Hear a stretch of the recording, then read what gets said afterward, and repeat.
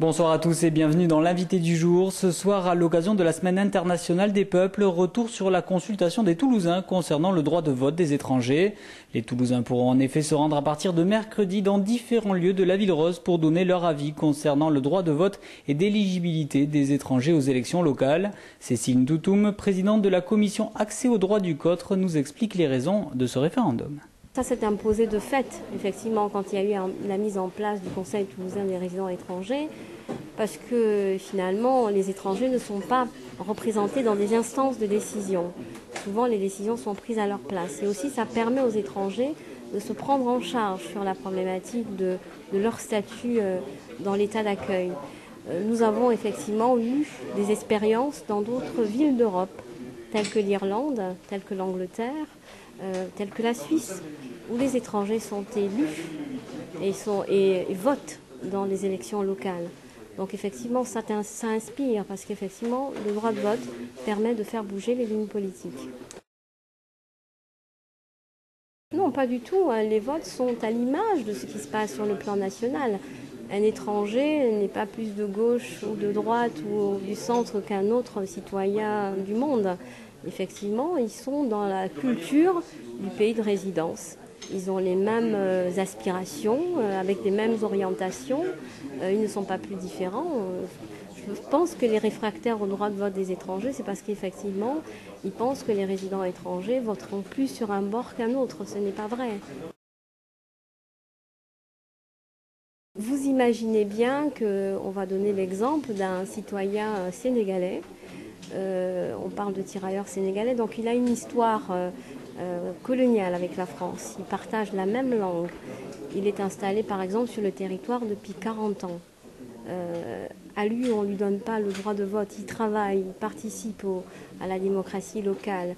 Il a son enfant et ses enfants qui sont français, donc ils ne sont pas des immigrés. Et évidemment qu'il les élève et qu'il les éduque. Et il les amène à avoir un savoir-faire, un savoir-être, un savoir-devenir. À celui-là, on ne lui demande pas effectivement de choisir un élu qui évidemment va prendre des décisions pour son intérêt à lui, pour l'intérêt de la cité. Par contre, par exemple, quelqu'un qui est un Hongrois, qui est membre de l'Union européenne, qui ne partage pas la même langue et qui vient à peine de s'installer dans la région depuis par exemple plus de 3 mois, qui ne connaît forcément pas la culture du pays d'accueil, mais qui est résident européen, ça c'est la citoyenneté européenne, mais à lui on lui demandera, il a le droit de vote et le droit d'éligibilité. Donc effectivement cette dichotomie-là nous pose question. On est effectivement dans un aspect discriminatoire. Donc il y a une catégorisation des étrangers. Donc on a des étrangers européens qui sont des immigrés comme nous, et on a des étrangers des États tiers qui sont des immigrés comme les étrangers de l'Union européenne. Sauf que là, on a la citoyenneté européenne, et là nous exigeons aussi maintenant d'avoir la citoyenneté de résidence.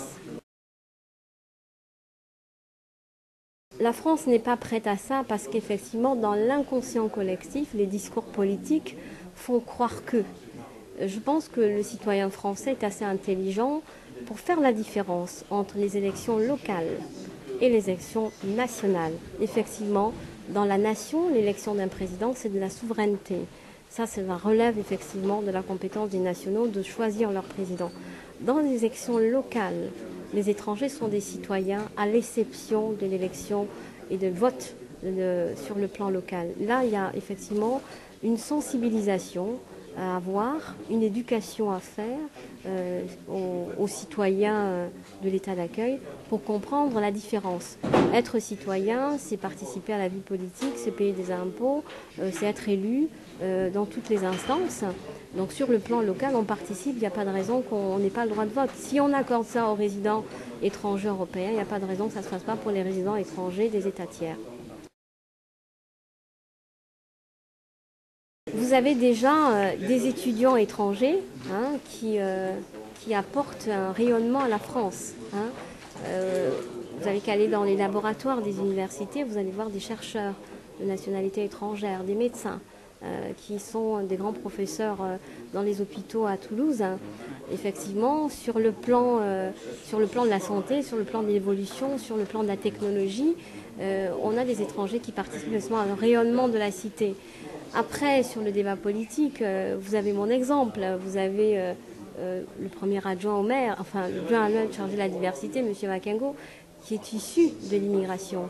Donc nous avons effectivement sur la place du Capitole quelqu'un qui apporte effectivement une réflexion politique de fond sur la question du droit de vote des étrangers. Ça ne veut pas dire que nous, étrangers, on est forcément du même bord politique que la mairie, parce qu'on est dans le cotre.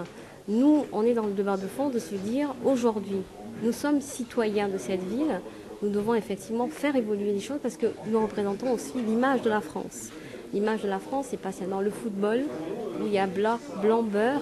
L'image de la France, c'est aussi cette diversité qu'on retrouve aujourd'hui dans nos enfants, qui sont plus des immigrés, qui sont des citoyens français, qui sont des enfants dont les parents sont issus de l'immigration.